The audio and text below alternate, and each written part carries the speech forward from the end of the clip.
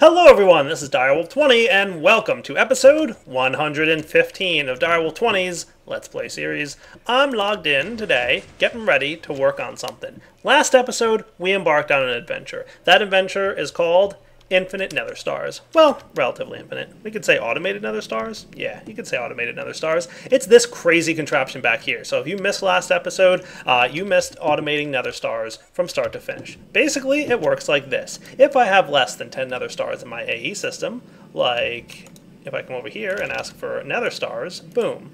At any point that occurs, this timer starts running, and you can see that it's a timer set to run every minute. So within a minute of being short on Nether Stars, aka less than 10, the system kicks into effect. And we will spawn about, a minute from the point that the system detects less than another star, a new wither. And the wither will automatically be killed, the nether star will be collected, and if it rises us up above 10, we will go ahead and stop spawning withers. If we still don't have 10, we'll spawn another wither and kill him again. And it'll keep happening until we get at least 10 nether stars. Of course, this number is adjustable right here. I can specify if I want it to be 64, 128, or just 3. Doesn't matter. But within a minute, we should see this guy showing up. It should be about 10 seconds or so from now. We should see a wither start to spawn. Let's see what happens.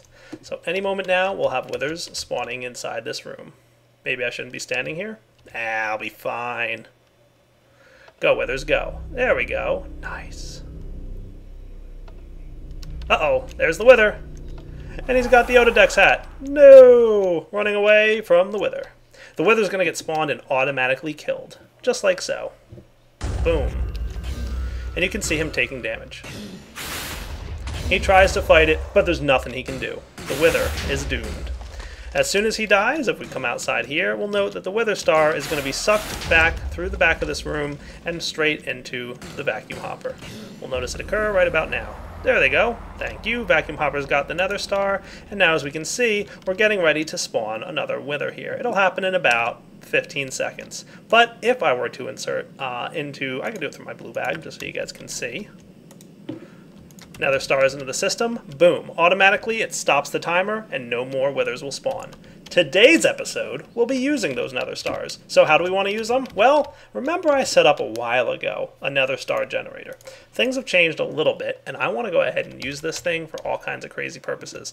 Yeah, I went ahead and built a nuclear reactor for powering things, but, I'm not hurting for power right now, but I'm not having an insane amount of power, if I was being totally honest. Like, I have a decent amount of power in my AE system and everything here, right? We've got, a nice resonant energy cell with a decent amount of power coming in. We're not hurting for power under any stretch of the imagination. However, we might want to build something that uses a really large amount of power. And if I wanted to build something crazy like that, I'm going to need a really large amount of power, and I really don't have that big of a surplus. I'm doing all right, but I don't have silly amounts of power, and that's what today's episode is about, being a little bit silly and making a lot of power.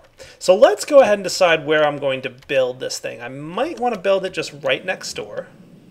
Or I could build it somewhere else. Like, I do have the power room downstairs. The problem is I'm going to be using a nether star generator, and as you may recall, nether star generators damage any entities nearby, so that includes you, the player. So I don't really want to put this in a place where I'm going to typically be traveling on my day-to-day excursions. If I'm running through my base, I don't want to be taking damage randomly because this thing's running. So I should really try and find a spot that's, nice and far away. I mean, I could throw it in my basement inside my nuclear reactor chamber, something like that. I could throw it, there's obviously a ton of places where it could go. One option is right through this wall. That might not be terrible. Let's see, what's this wall in relation to the rest of my base? I don't think it's enough that it would damage me all the way up there. So if I were to get some bricks, I should have no problem. Oops, I better be careful about taking that out of my inventory. It looks like my power suit is full, or empty, The only power I have is in this access terminal for flight, so let's snag our resonant flux guy. We'll charge him later when we're not flying over an empty void of death. Let's grab some bricks. And, oh boy, I'm obviously going to need about 10, 24 more of these guys, just for, the sake of being sakeful. Let's grab... let's go ahead and build using our builder's wand, because I love the builder's wand. So I will be back in a few minutes once I've built up the room, and then we'll have some fun. Alright, first things first. Now that I've got a lovely 9x9 to place this in, we're going to need to store the amount of power that we get from a Nether Star generator. Time for some numbers. How much energy does a Nether Star generator produce? It will produce from one Nether Star almost, not quite, but almost 100 million RF. Each resonant energy cell can store, you guessed it, 50 million RF. So one Nether Star should almost fill two of these completely to the brim. Completely 100% full. It does this in 2 minutes. So if you calculate how much you get about 40,960 RF per tick. Okay, so 40,000 RF per tick coming out of your Nether Star generator. That's a huge amount of power to be coming out of one little baby Nether Star generator. As a result, we're going to want to make sure that we're being able to access and transmit all that energy. For that, we're going to need some kind of block that can transfer large amounts of RF. The best thing we have in our pack is the redstone energy cell conduit. So this guy, unfortunately, can only transfer 10,000 RF per tick. So if you do the math, you're going to need to hook this up to 5 sides of the Nether Star generator. So it does 40,960. So on 4 sides, you'd only be able to transfer 40,000. So if you want to be able to transfer the full amount, which is, you know, a little bit more than 40,000, then you're going to need to tap into more than that. So here we go, 5 sides of our Nether Star generator. And this should allow you to fully access all the energy. So remember, you know, these are sending packets of energy through the redstone energy conduit. So it's not like you can only transfer 10,000 per block. It's just, you know, accessing it at one time in one packet. Kind of like the way the old industrial craft cabling works. So we've got 5 sides in the Nether Star generator surrounded with redstone energy conduits. Now, if you want to import your energy into a resonant energy cell, that's not too hard of a thing to do. However, you're going to want to make sure that these things are set to blue on all sides. At least for now. We're, of course, going to need to pull the energy out at some point. We will get to that in a bit. But remember, you can only transfer 10,000 RF per tick per side. So you need to hook this up to about 4 sides each. The reason we only need to do 4 sides is we're going to split this, right? So we're going to have 40,000, let's say for ease of math, right? 41,000. It's 40,960, but for ease of math, we're going to say 41,000, okay? So that's going to be 20,500 per energy cell each. So technically, you should really only have to hook this into, I guess, 3 sides. Yeah, I'm actually thinking I might want to... Let's move these. What I could do is have like one on one side and one on the other side. That could be cool. This should work. I didn't test this, but it should work in theory. Just trying to make sure I can map out my room in a nice, intelligible way. So yeah, long story short, you want to hook this up to probably about 3 sides each, okay? So I guess technically this isn't necessary, but if we put one here, we'd be in good shape. And we wouldn't want one here, but we'd want one here. So 3 sides should be enough. I didn't actually test it with 3 sides, but we'll find out pretty soon, right? So long story short, this should be a pretty good contraption. We'll test this with another star in just a moment to make sure it works. I might actually want to, yeah, let's actually do this. I might need to rearrange this because I have some redstone stuff I'm going to be running in a few minutes, and that's when things are going to get really crazy. So let me actually come up with a good design for this room because I don't like anything so far. I'll be back in a minute when I come up with how I want this to work because so far it's just not the way I want it to look. I want it to look cool at the same time that it's operating properly. I'm trying, guys. I'm trying to make stuff look cool, I promise. Alright, I'm back to this design. So we'll pop it here and here, and I'm just going to run like that. That should be sufficient because, yeah, 20 plus 20,500 per side. So if we want this to really balance out, it should be sufficient. So we'll find out in a minute if I'm correct on that. And then we can export from the front or from the top or from the bottom, right? One thing we are going to want to, though, is detect how much energy is in these energy cells. Now, a real easy way to do this, and I'm going to not do it this way because I wanted to make it a little less programmy, but you can do this pretty easily with computer craft. Obviously, we could do something much like we have up here to just detect exactly how much energy is inside that. However, we have another option. We have comparators. So I'm actually going to craft a couple if I don't already have some. So we've got a vanilla comparator, but that's not the one I want. I want the Project Red comparator. Can I get that? Probably not. So I need some more conductive plates. Let's get a bunch of these because I know I'm going to need a lot. And I don't really know how I am for these plates. So I'm thinking like half a stack should be good. That should be cool. So I want 2 comparators. 1. And apparently I need more cathodes. Let's make 20 of those. What do you think? Good number? Bad number? Should be good. 2. And I'm also going to want a NOR gate. And I'll show you what the NOR gate's going to do for us in just a minute. But let's craft one. So a NOR gate and some red alloy wire should be cool. And while I'm at it, I'm also going to want a state cell. These guys are super useful, and I absolutely want to make sure I have some. Let's make a few of these. Nice to have just a handful of these products on hand. Okay, so state cell also going to be used in this design. You can tell I tested this a little bit in single player before I went through. So what's a NOR gate do? A NOR gate's a very nice device. What you're going to have here is you're going to have 2 inputs, and you're going to have an output. And basically, if any one of the inputs is emitting a redstone signal, the output will not. So you can see there, it's basically like a NOT plus an OR gate. There might be a slight difference to it, but I don't think that's the case. I think it's basically a NOT gate and an OR gate in one, but somebody can go ahead and yell at me in the comments if I'm wrong about that. But that's the essential concept of it, right? Any one of these signals is on and the output is turned off. But if both signals are off, then the output is on. This is exactly what we want to have, because you can hook up any comparator to any redstone cell, and it'll be able to tell you, based on redstone signal strength, what the current storage capacity is. So if we were to come, actually, let's see, do I have any cells with a little bit of energy in them? Yeah, the hardened energy cell. Perfect, right? So if I pop this guy down, and we have our comparator, and you can see the comparator has an input side and an output side. This guy is emitting a redstone signal strength of power 1 because of the small amount of energy inside the hardened energy cell. If this thing had more energy in him, he'd be emitting a stronger redstone signal. So let's see, do I have any tesseracts handy? Yeah, I have a tesseract. So if I were to set this guy to input power on the top, and we hook this guy up to main power, and you're set to receive energy, that's cool. We should be getting power in this thing, right? So slowly but surely, because the hardened energy cell can't store that much, but we'll notice that we're now up to a redstone power strength of 2. So the more energy in the cell, the stronger the redstone signal strength when you have a comparator hooked up to the hardened energy cell, or any energy cell for that matter. So eventually, once we get past a certain threshold here, this guy should start emitting power 3. Cool. So we're going to use this combination of knowledge to detect when we need more power, because basically we're going to completely fill up our energy cell with 1 nether star.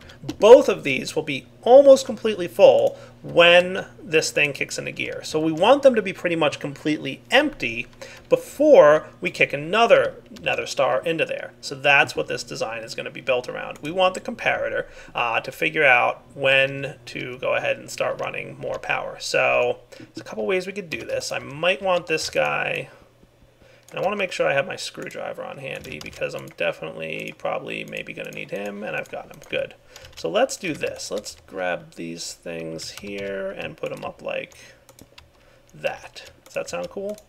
And then I can, of course, I'm limiting myself by having built in a 9x9 here, but I do need this space back here. You'll see why in a minute. All right, so we should be able to then have a comparator output here. So right now, he should be outputting a signal strength of 0 because the redstone energy cell is empty. See? No power on that thing. But we're not going to use redstone. We're going to use Project Red alloy wire. Cool. And we're going to do the same thing over here. And we want these guys to eventually work their way into basically a gate. So I might want to kind of have these maybe run outside for a minute.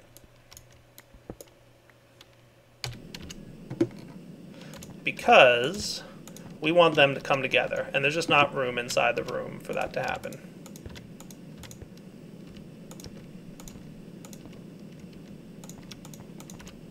So what we want them to hook into is, you guessed it, the NOR gate.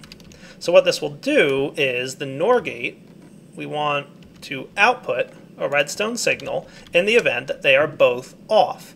If any of them have any amount of power inside, it's actually a little bit. I think you need like, I don't know, just a little bit of power. Enough that it's, you know, worth starting the Nether generator. But long story short, if any one of these 2 energy cells has a little bit of power in them, it will not be emitting a redstone signal. But as soon as they're both pretty much empty, you will see a redstone signal being emitted right there. Perfect. That's exactly what I want to see happen. Let's go ahead and get this signal back into the room. I mean, I could really do this with wireless redstone if I wanted to. It's not really necessary though, so I'll just bring it into the room, maybe right here. Cool. So let's get, I wonder if I can get a cover. I don't know if this will work. I've actually not tested this, but it should. Nice. Look at that. How cool, huh? I want another cover.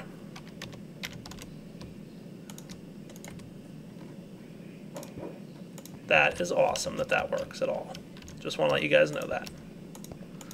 Minecraft was really not designed for that to occur. Okay, so that is step 1 and 2. So now we've got it so that when both are empty, we get a redstone signal coming in. If any of these happen to have some power emitting through them, the redstone signal is off. When they're both empty, redstone signal on. So far, so good? All right, next step. We need to have a nether star here. So we want, let's say, a chest. And I'm going to request a chest from here. I'm probably going to switch this to an interface at some point, but we'll get to that in a minute.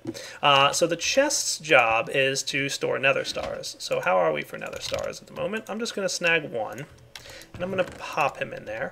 And we're going to want to transfer that into the nether star generator. But we want to do it once for the red alloy wire. Why? Because it's going to take a few seconds for this nether star generator to generate enough power to fill up the resonant energy cell to the point where the resonant energy cell will be emitting a redstone signal. So we don't want this to like keep dumping nether stars in there. That would be bad, because it's going to eat the one it gets and it's just going to keep filling up, and then we're going to waste nether stars. So we need to find an item that will transfer exactly 1 item per redstone signal from the chest into the nether star generator. Let's go find it. So from factorization, there's a really nice item. There's actually quite a lot of nice items in factorization, but one of the items that I want to work with is called the item shifter. This is a very cool device that can do exactly what we want. We're going to need to get ourselves a hopper and a dropper and a logic matrix controller, which is going to need a logic matrix programmer, which we happen to found in a dungeon somewhere. Sometime in the distant past, we've got up to 4 logic, well, 5 of them technically, logic matrix programmers. So that's good so far. Item shifter, we are going to also need a piece of silver ingot and a blank logic matrix. These are the components that are used to program some of the intelligent items that are part of factorization. Unfortunately, you're going to need a crystallizer for this process. The crystallizer is made with a block of redstone. Well, the crystallizer is a block, and you put a block of redstone and some aqua regia in there, which does not get used up, by the way, and you get a blank logic matrix. So let's get some aqua regia. That shouldn't be too terrible to make. Sulfuric acid is made like that. We just need a water bottle. Please begin. Dun dun dun dun. Thank you. And then we're going to need blaze powder. Begin. And then finally we're going to need a fire charge. Not too hard. So aqua regia, bada bing, bada boom, we've got what we need. Cool. We're also going to need that crystallizer. Easy enough to make, right? Crystallizer requires a cauldron. And then we need to put something in the crystallizer. And finally, we're going to need a heater. Furnace heaters require some insulated coil, which is mostly lead surrounding a block of clay. So do we have any clay by chance? We do. Can I just do this to get a block of clay? I can. So let's get a heater. Gonna need 2 sets of those, and then you can go. Awesome. Furnace heater, ready to go. Now I just need something to charge up the heater. So there's a couple options we have. Let me try and figure out what I want to go with. So this nifty block right here, called the steam turbine, can convert steam, which we're producing downstairs already, into the charge system that's used in factorization. So we should have most of what we need here. I just need to get the motor put together, and for that I'm going to need a battery block. So let's see. Battery block is sulfuric acid, which obviously was not too hard to make. Let's get ourselves a little bit more water again. Cool. And then we want the steam turbine, basically requires a battery block, which by the way comes pre-charged, which is kind of nice. Then we can get the motor built, which will need another insulated coil. Good thing I made an extra block of clay, right? There we go, and the battery block should be right here, ready to go for the motor. And by the way, it doesn't use up the battery block, but it uses some of the charge in the battery block. So we'll hang on to that guy. Steam turbine. And then just a fan is nice and easy to make. It's 5 iron. So then steam turbine. Nice. So the motor goes here. And then finally we want some wire from factorization, which is easy. It's just a few pieces of lead. Cool. So we're going to bring all this downstairs, and what we should be able to do is the following. We'll probably want, well, I don't even know if we need fluid ducts. So let's tap into our steam supply, which by the way, this is filled with steam. I think it's just a little bit buggy in that it's not showing it at the moment. There we go, and the steam turbine might start running, so you can see it spinning there, which is good. And if we get our lead wire and dump it into the charge block here, we should see this thing start to fill up in a moment. In fact, if I break it and look, it might have 59% charged. All right. There is a way to read the charge meter, by the way. It is this guy, charge meter. Sweet. I already have one. Cool. So we can see charge building up, steam building up, the fan's running, and we're, storage 100%. So already full. Cool. We should be able to place our furnace heater right here, which means it's running when it glows like that, and then we can put our crystallizer down, and we can drop this into here, and the aqua regia here, and we should come back. Now, the only downside to the crystallizer is it takes a while to run. So I'll be back in a few minutes when it's finished. By the way, guys, you can also use a comparator on a battery block, I believe, to detect the amount of energy in it. So, nice recurring theme there. We should be able to run this. I believe a redstone signal will disable the steam turbine. Am I right about that? I guess we'll find out in a minute here. Doesn't seem to be stopping, really. Well, actually, yeah, it does actually seem to be slowing down. So we'll see. If this thing stops, then I'll feel pretty good about it. And it'll stop using up steam, obviously, right? So that's cool. Oh yeah, fan speed 0. Nice. So in the event that this thing was out of charge, which, won't be for a while, it should start running again. See? Fan speeds up, charge fills up, fan stops. Beautiful. And obviously this is temporary placement for this machine. I just wanted to make sure I had a spot to get it down. I'll find a better home for it later. Maybe somewhere over here or something, somewhere. I don't know. Maybe along this wall would be a good spot. I can just pipe the conduits over. By the way, guys, I'm pretty sure you can put 5 blocks of redstone in here all at once, and you'll get 5 of these things. We'll see if I'm right. Did I mention this takes a really long time? All right. Long period of time later, we've got 5 blank logic matrix programmers. Whew, that was crazy. Let's go ahead and get our item sifter now. So this is a cool device. It's one of the few devices that can actually do exactly what I need it to do right now. So let's go ahead and get one. And for this, we're also going to need a socket. Right? Is that right? Yeah, that's right. Socket block. These are easy to make, thankfully. And let's get ourselves another chest. We've got 2 of them here. So how does this work? It works like this. So you put a socket on one chest, and then you can put the item shifter on the other, and it works very similar to a hopper, okay, in that you can go ahead and transfer items from one block to the next via redstone signal application. So let's grab a lever, because I'm pretty sure I don't have one in my inventory, though I might have one and just didn't see it. Cool, so you're there, you're ready to run, and boom. And you're probably saying to me, Dyer, why is this exciting or cool in any way? Well, that's because you didn't see the part where you get to program this thing. Logic Matrix Programmer can program logic matrix stuff, including this nifty block. So let's turn this off. Let's get these items out of here.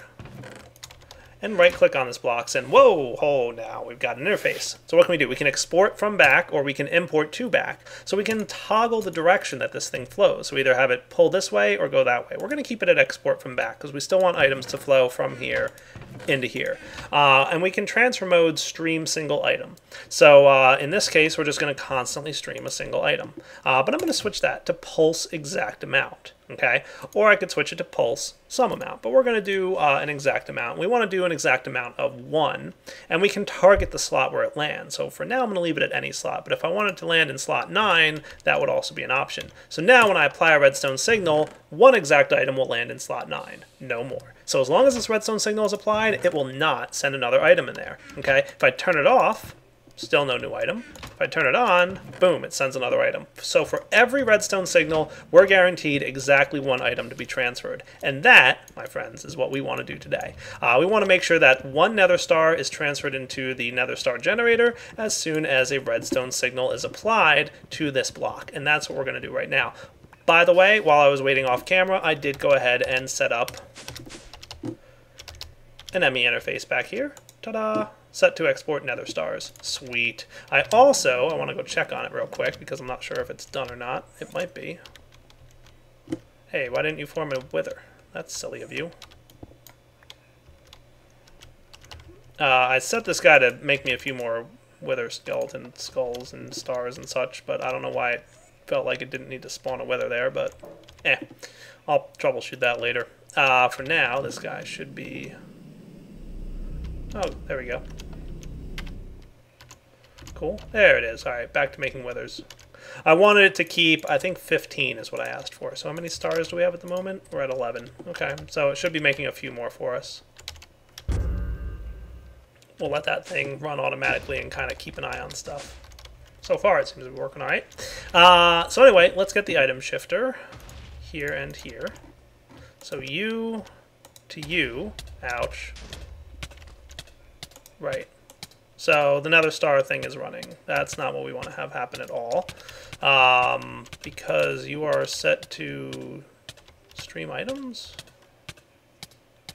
So as you can see, nether star, stream single item, pulse exact amount. That's what I want to make sure it's set to. So that's not at all what I wanted to have happen right now, but as you can see, this thing's ready to go. So I'm going to put these back in the system here. I'm going to get out of this room. What we can see, if we're sure, we want to make sure there's no RF building up in the generator, right? So if we were to, remove one of these things, and I'm about to die, I know, you'll notice that RF starts to build up. That's not at all what we want. We want to make sure we're using as much of it as we can, so with no RF built up, we're good. Let's get out of range of damage. Cool. All right, so that wasn't exactly intentional, but that's all right. I'll live. I'll come back. Let's see. Wow, we can see these things are already almost filled. Look at that. Really rapidly filling up. Craziness. Where's my... Might as well get some regen going on here. Buff yourself.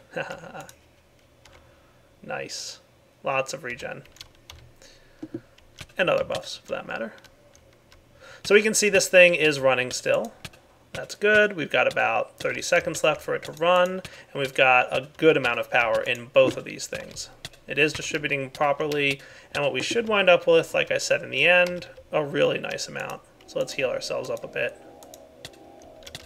Regen heal, kind of the best thing ever. So 20 seconds remain. Almost full here. In fact, I'm not quite sure why these things filled up all the way. They shouldn't have. Maybe it snagged another nether star by mistake. I don't know what happened there. So we had a slightly more energy generation than I expected to see. Unless there was already energy in the cells. They were both empty completely, weren't they? I don't know. Oh well, let's get this thing hooked up to here. So now, when the energy cells drop, okay, we should have 1 pulse. And it should transfer 1 nether star. There's one more thing I wanted to set up though, and that is the state cell. I want to make sure that we can only have 1 nether star go in here for every 2-minute period. So let's actually break this guy. Come here, you. Can I pick this up with this? I guess not. So let's switch it to a chest for now. And we're going to test this out. So what we want to do is make sure that this thing can only run once every 2 minutes. We don't want to let him, if he receives multiple pulses, keep going, right? So for that, we want to use the state cell. This is where things get cool, and I'm kind of proud of this. Believe the way I want this to work is something like this. That's the input. Can I swap this so that it's like that? In, out. Yes, that's what I want. Cool. So shift click did that. I'm just going to run this like this. And I'm going to set this guy for now to be 10 seconds, but eventually it'll be set to 20. Let's go ahead and break this signal. You'll note that this should now... right, I have to break this one too. Let's leave this on for a minute. Break this one. And when we break this one, we should see it pulses. Now if I reattach it, notice that even though the signal's off, this one's remaining on. So it's not allowed to transfer another nether star for 10 more seconds. What this does is it keeps the redstone signal on for 10 seconds, regardless of whether this goes back on or off. It doesn't matter. It just counts for 10 seconds. So let's transfer this out of here and back into here. So nothing in there, right? So let's imagine that for whatever reason, we got this to flicker a whole lot, right? And we did on, off, on, off, on, off. It doesn't matter. This thing is going to just sit there, and it's going to count out its 10 seconds, and it's not going to let more than one nether star dump into there, okay? So if we look, we'll see that only one nether star went in. Pretty cool, right? Without this state cell in place. Come here. If for some reason we had flickering occur, like we're about to demonstrate, on, off, that's not what I wanted.